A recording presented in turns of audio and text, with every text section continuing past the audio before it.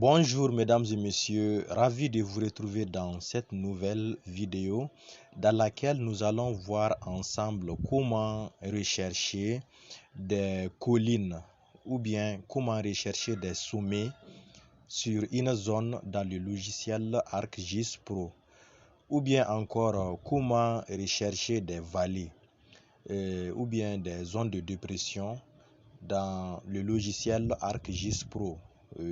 C'est une tâche très importante pour l'étude d'une zone, surtout pour les hydrogéologues, les géologues et beaucoup d'autres domaines.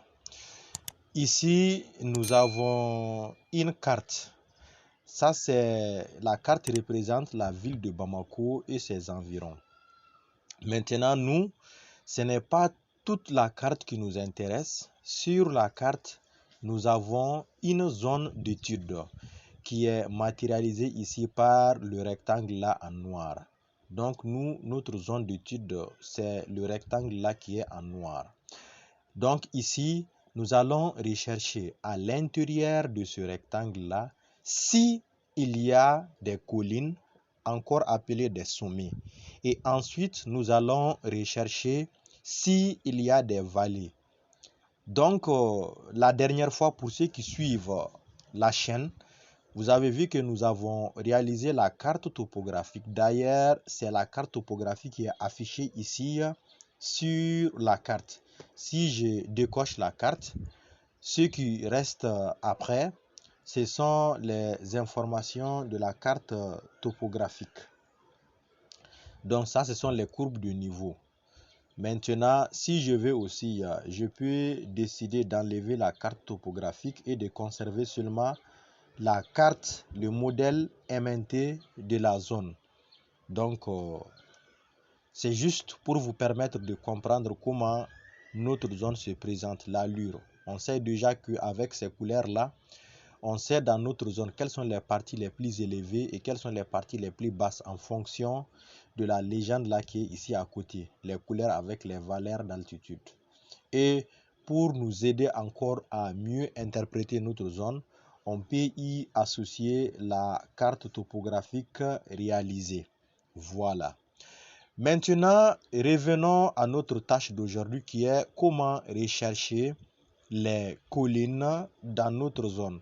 Pour faire ce travail, nous allons nous intéresser à la boîte des outils. Nous allons cliquer sur Analyse et puis nous allons cliquer sur Outils. Donc, nous avons la boîte des outils ici. Ceux qui ont le logiciel en anglais verront ArcToolbox. Et après, nous allons descendre jusqu'à aller au niveau de outils, outils de défense. Donc, nous allons rechercher. Voilà, outil de défense ici, parce que c'est surtout une manipulation qui est surtout réalisée dans le domaine militaire. Voilà, c'est pourquoi ici c'est classifié dans les outils de défense. On sait que ArcGIS Pro est aussi très utilisé dans la sécurité avec le corps des militaires pour étudier les zones. Donc, quand vous venez ici au niveau des outils de défense, vous allez au niveau de visibilité. Vous cliquez sur visibilité. Et donc, dans la boîte visibilité, vous allez repérer l'algorithme et rechercher les sommets ou rechercher les vallées. Donc, c'est l'algorithme là qui nous intéresse. Rechercher les sommets. Donc, nous allons double-cliquer à l'intérieur. Donc maintenant à l'intérieur de l'algorithme là, ça c'est notre fichier de sortie. Le nom par défaut qu'on peut modifier ou bien conserver le nom par défaut. Et après cela, nous avons l'autre fenêtre sommet ou vallée. Si ce sont des sommets que nous recherchons ou bien si ce sont des vallées. Donc nous cliquons à l'intérieur. Dans notre cas, nous allons rechercher d'abord des sommets, c'est-à-dire les collines. Donc, on va cliquer sur les pics locaux. Pics locaux. Ensuite, on peut aussi déterminer le nombre de sommets que nous voulons rechercher. Si vous mettez 2, le logiciel va vous rechercher les 2 pics les plus importants, c'est-à-dire les 2 sommets les plus importants. Si vous mettez 3 aussi, le logiciel va vous rechercher les 3 sommets les plus importants en termes d'élévation. Donc, par exemple, nous ici, nous allons mettre 3. On va dire de nous rechercher les 3 sommets les plus importants dans cette petite zone. Si vous voulez même, on peut zoomer sur notre zone d'étude. Il est préférable même d'ailleurs. Donc, on zoome sur notre zone d'étude. Donc, notre zone d'étude, la voilà. Donc, en regardant déjà notre zone d'étude, qu'est-ce que vous allez remarquer? Vous remarquez que dans cette partie, vous voyez que les valeurs des courbes de niveau sont très élevées par rapport à cette partie. Cela veut dire que probablement, on doit avoir nos sommets là dans cette partie. Les sommets doivent être, parce que vous voyez ici, les courbes de niveau sont combien? On a des 500, des courbes qui vaut 500 mètres, 470, 480, 460, vous voyez. Donc, alors que dans cette partie, on a jusqu'à dans les 300 et quelques, 320, vous voyez. Donc, normalement, on doit avoir nos sommets dans cette partie et peut-être les vallées dans cette partie. Quand on regarde même les couleurs, vous voyez clairement que plus on va en haut, plus les valeurs des courbes de niveau aussi augmentent.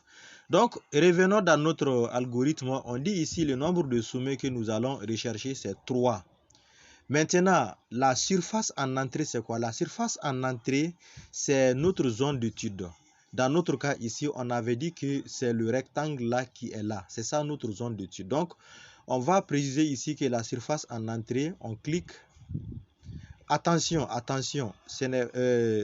la surface en entrée, c'est plutôt la couche sur laquelle on doit rechercher.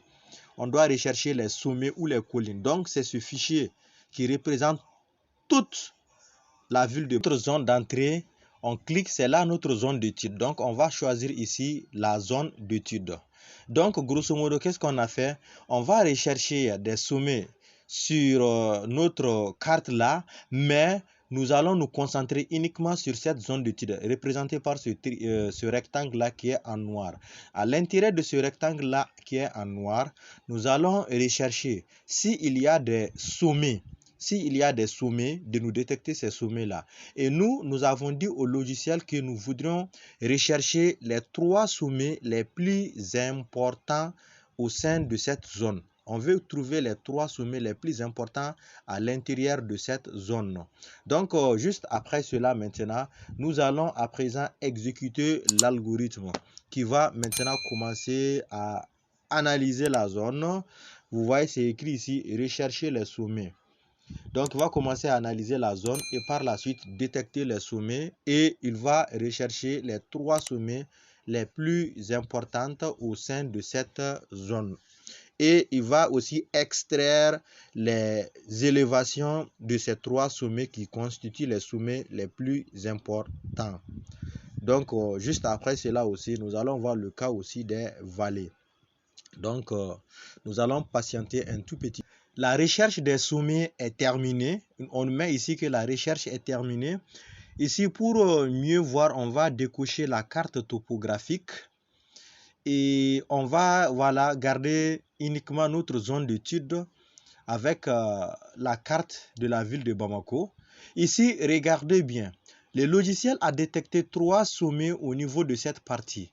D'ailleurs, quand nous regardons la légende de la carte de la ville de Bamako, on voit que ces couleurs-là, cette couleur qui est là, représente les zones où les élévations vont de 484 jusqu'à 565,9. Donc, au niveau de cette partie, le logiciel a détecté 3 sommets. D'abord, un premier sommet, le plus élevé, dont l'altitude est 534 mètres. Ensuite, un autre sommet dont l'altitude est 513 mètres. Et un troisième sommet dont l'altitude est 503 mètres. Donc, on peut même zoomer là-dessus. On va essayer de zoomer. Voilà, on va se rapprocher des 3 sommets détectés par le logiciel. Donc vous voyez, voilà les 3 sommets qui ont été détectés par les logiciels au sein de notre zone d'étude. Donc conclusion, ces 3 sommets-là sont situés vers le nord-ouest. Voilà, on a recherché des sommets sur notre zone d'étude et on a trouvé que les 3 sommets les plus importants dans notre zone se trouvent vers le nord-ouest. Le plus important fait à peu près 513 mètres, ensuite 534 mètres plutôt, ensuite 513 mètres et le troisième 503 mètres. Donc j'espère que maintenant tout le monde sait maintenant comment analyser une zone afin de pouvoir extraire les sommets qui se trouvent au sein de cette zone. Et tout de suite, nous allons passer à l'autre étape qui nous montre comment rechercher des vallées dans une zone. J'espère que tout le monde a compris. Merci beaucoup d'avoir suivi cette vidéo et à la prochaine vidéo pour voir comment faire les vallées.